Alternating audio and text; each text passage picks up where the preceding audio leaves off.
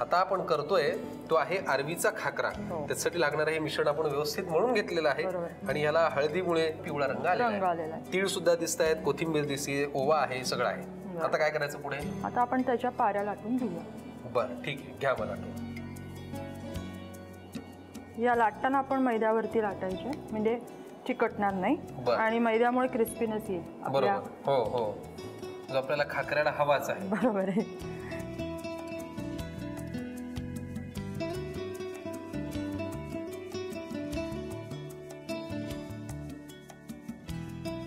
मला वाटतं हे दोन खाकऱ्या आपण आधी तळून घेऊया.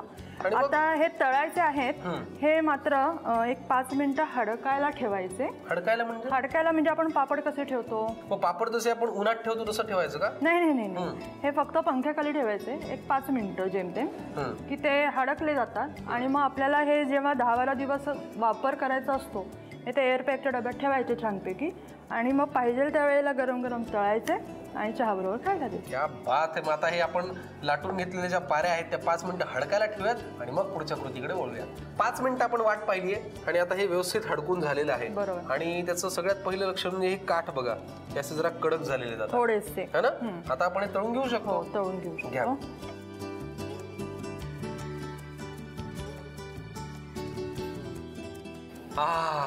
क्या बात आहे, काय उत्तम फुगले बघा ते. आणि असं पापडासारखं छान वर आले. तयार झालेले आहेत अरवीचे हे खाकरे. पटकन तुम्ही लिहून घ्यायसाठी लागणारं साहित्य आणि कृती. अरवीचा खाकरा बनवण्यासाठी लागणारं साहित्य: डाळीचं पीठ, कोथिंबीर, उकडून किसलेली अरबी, मैदा, हळद, लाल तिखट, मीठ, पांढरे तीळ आणि ओवा. कृती: एका वाडग्यामध्ये उकडून किसलेली अरवी, 2 वाटी डाळीचं पीठ, 2 चमचे मैदा, कोथिंबीर, हळद, लाल तिखट, पांढरे तीळ, जिरं, मीठ आणि थोडं पाणी घालून मिश्रण एकजीव करून ते पिठासारखं मळून घ्यावं. मळलेल्या पिठाच्या पारीचा खाकरा लाटून घ्यावा. लाटलेला खाकरा 5 मिनिटं सुकवून घ्यावा आणि गरम तेलात तळून सर्व्ह करावा.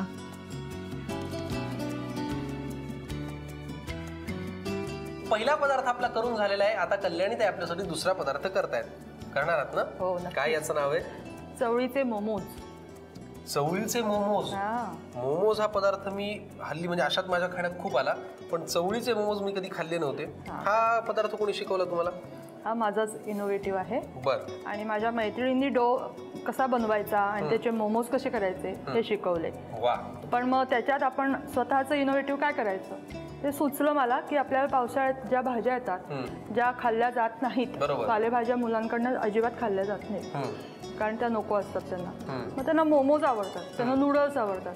मग म्हटलं मोमोजमध्ये आपण चवळीची भाजी करून ती सारण घातली तर त्यांना पोटात जाईल त्यांच्या. क्या बात है. फॅशन की फॅशन और हेल्थ का हेल्थ दोनों का ख्याल रखेंगे, है ना. नक्की. साहित्य आधी पाहूयात मग कृती करूयात. हे मी मैद्याचा डो बनवलेला आहे. चवळीची पालेभाजी आहे, टोमॅटो आहे, लाल मिरची आहे सुक्या, कॉर्न उकडून घेतलेले, चीज किसून घेतलंय, हिरवी मिरची, आलं लसूण पेस्ट, नुसते लसूण आहेत चॉप केलेले, तीळ आणि मीठ.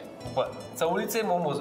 आता चवळी म्हटल्यानंतर बऱ्याच जणांना वेगळी डोळ्यासमोर येऊ शकते. मराठी तुम्हाला फार बोलता येत नाही, पण ऐकून कळतं ना? ठीक आहे, मग आपण एक काम करूयात. आजच्या या भागामध्ये एक छानसं कॉम्बिनेशन करूयात. मी तुम्हाला मराठीत प्रश्न विचारेन, तुम्ही आम्हाला हिंदीत उत्तर द्या. चालेल तुम्हाला? पण सगळ्यात आधी मला सांगा, तेलुगूमध्ये जर म्हणायचं झालं की मुझे आपसे मिलकर बड़ी खुशी हुई, तो हम कैसे कहेंगे? మీతోని కలిసి మాకు చాలా ఆనందంగా ఉంది. చాలా ఆనందంగా ఉంది. आनंदंगा उंदी. करेक्ट, बरोबर ना? वा वा. मला असं बरं वाटतं खूप. काय होतं ना, असं जेव्हा आम्ही खबईगिरी करत फिरतो ना, तेव्हा वेगवेगळ्या प्रांतातली वेगवेगळ्या भाषा बोलणारी माणसं आम्हाला भेटतात, त्यांच्याकडनं शिकायला मिळतं आणि त्यांनी एक देवाणघेवाण होते. बरोबर ना? बरोबर. कोण कोण असतं तुमच्या घरी? माझा हसबंड, माझा मुले आणि माझा सासरा. बर. लव्ह मॅरेज की arrange marriage? Arrange marriage. Arrange marriage. मग लग्न झाल्यावर तुम्ही इकडे मुंबईत आलात. हैदराबाद ज्यादा पसंद है कि मुंबई? नहीं, अभी भी फिलहाल इधर रहते तो इधर ही पसंद आता है. ऐसा लगता है कभी कभी मम्मी का उधर जाने को मन करता है, बट फिर बच्चों की वजह से नहीं जाने को मिलता है. Correct, exactly. म्हणजे आपलं माहेर आपल्याला कितीही प्रिय जरी असलं तरी आपल्या मुलांसाठी आपल्याला खूपदा थांबायला लागतं. बरं. मग आता जे घरी तुमच्या स्वयंपाक केला जातो तो नॉर्मली म्हणजे कसा असतो? आता साऊथ इंडियन पद्धतीचा असतो का आता इकडे आल्यामुळे तुम्ही महाराष्ट्रीयन करायला हळूहळू शिकलात? ज्यादा तो साउथ इंडियन का ही रहता है, बट थोड़ी थोड़ी मैं सीखती हूँ जो नया लगता है ऐसा मैं सीखती हूँ, बनाने का कोशिश करती हूँ. मज्जा येते गप्पा मारताना, पण फक्त गप्पांवरती थांबायचं नाहीये. आपल्याला ताईंकडनं खूप साऱ्या रेसिपीज पाहिजे आहेत. लगेच वळूयात रेसिपीकडे. भवानीजी आपल्या सोबत आहेत आणि आता आपल्याला पहिला पदार्थ करायचा आहे. रेडी आहात तुम्ही? रेडी. काय याचं नाव आहे? बांबू शूट. बांबू शूट. बरं, मग त्याचं काय करणार आहोत आपण बांबू शूटचं? चायनीज का सब्जी. अच्छा, म्हणजे बांबू शूटची भाजी आपण करणार आहोत, पण ती चायनीज पद्धतीने करणार आहोत. त्यासाठी लागणारं साहित्य पाहूयात आणि मग कृती करूयात. हा, उबला हुआ bamboo shoot, beans, yellow capsicum, red capsicum, कांदा, कैरेट, कांदा क्लीव्स, लहसुन, अदरक, सोया सॉस, टोमॅटो सॉस, नमक. बांबू शूटची भाजी जी आपण चायनीज पद्धतीने करतोय त्यासाठी लागणारं साहित्य आपण पाहिलं. साहित्य खूप कलरफुल आहे आणि मला तुम्हाला सांगायचं की हे जे बांबू शूटचे काप आहेत तर हे काय उकळून घेतलेत का आपण? उकळून बॉईल करून घेतले. बर, पण हा जो प्रकार आहे बांबूचं झाड असतं जे आपण अनेक ठिकाणी पाहतो, तर त्या बांबूच्या झाडाचा हा कोंबाचा भाग आहे, बरोबर ना? तर त्या कोंबांपासून आपण तुकडे करून घेतले जे आपण नंतर बॉईल करून घेतले, बरोबर. याच्या कृतीकडे आपण लगेच जाऊयात. आपण सर्वप्रथम पॅन मध्ये तेल तापत ठेवलेलं आहे. पुढे काय करायचंय? कांदा. बर, बस. कांदा आता परतून होत आलेला आहे. लसूण, अद्रक. बर, एवढं लागेल? बस.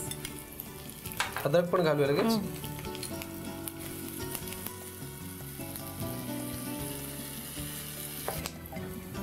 पुढे काय लागणार आहे आपल्याला?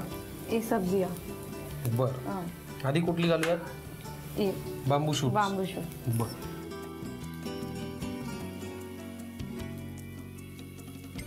एक बार एक डाल. ओके. हे आपण बॉईल करून घेतलेले आहे आणि बाकीच्या सगळ्या भाज्या कच्च्या आहेत. बर, आता आपण पिवळी शिमला मिरची घालूया. किती लागेल? बस. लाल शिमला मिर्ची. हाँ, ये भी थोड़ा. वो भी बीन्स और कैरेट. ओके. बस. ओके. हे सगळं परत एकदा परतून घ्यायचं. ह्याला आपल्याला शिजेपर्यंत पाणी घालायची किंवा झाकण ठेवायची गरज नाहीये. नहीं है. का बरं? एक स्पीड रख के पकाना पड़ता है इसको. अच्छा, ठीक है. पण मग ते थोडंसं अर्धकच्चं राहिलं तर? ये चाइनीज का रेसिपी है, इसके लिए उसको थोड़ा कच्चा पक्का रहेंगे तो ये अच्छा लगता है. बीच में नमक, मीठ. बर, पुढे सोया सॉस. बर, पुरे इतका? बस. आता थोड़ा सा फ्राई होने के बाद फिर टमाटो सॉस. थोड़ा फ्राई झाल्यानंतर. हाँ, जितना होना चाहिए उतना फ्राई हो गया. अभी टमाटो सॉस डालिए. ओके, ठीक है. कितना चाहिए? बस पुरे. पण ह्याचा काही शरीराला उपयोग असतो काही बांबू शूटचा? हाँ, बांबू शूट से विटामिन्स मिलते हैं. हाँ, तो इसके लिए ये थोड़ा बच्चों के लिए, बड़ों के लिए भी, ऐसा डाइट के लिए भी यूज कर सकते हैं. हेल्थ कॉन्शियस असणाऱ्या लोकांसाठी सुद्धा आपण बांबू शूट वापरू शकतो. काय लागणार आहे आता पुढे? अभी एंडिंग ये डालने का, कांद्याची पात. ओके. वाह, काय कलरफुल रेसिपी हो. ही नुसती खायची का कशासोबत खायची? ऐसे ही थोड़ा राइस में भी खा सकते हो या तो ऐसा स्पून से ऐसा भी खा सकते हो.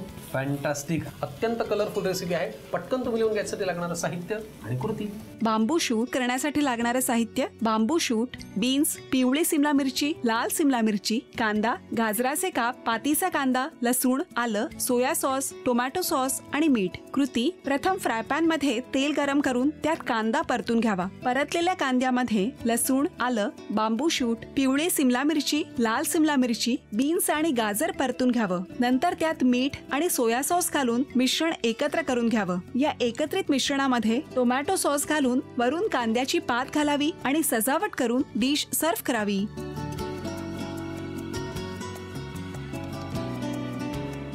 आज आपण पहिली जी रेसिपी करतोय, शेव, जी फरसाणातली शेव आणि पापडी असते त्याची रेसिपी बघणार आहोत. आता आपण करणार आहोत वालाच्या शेंगा आणि गोळे भाजी.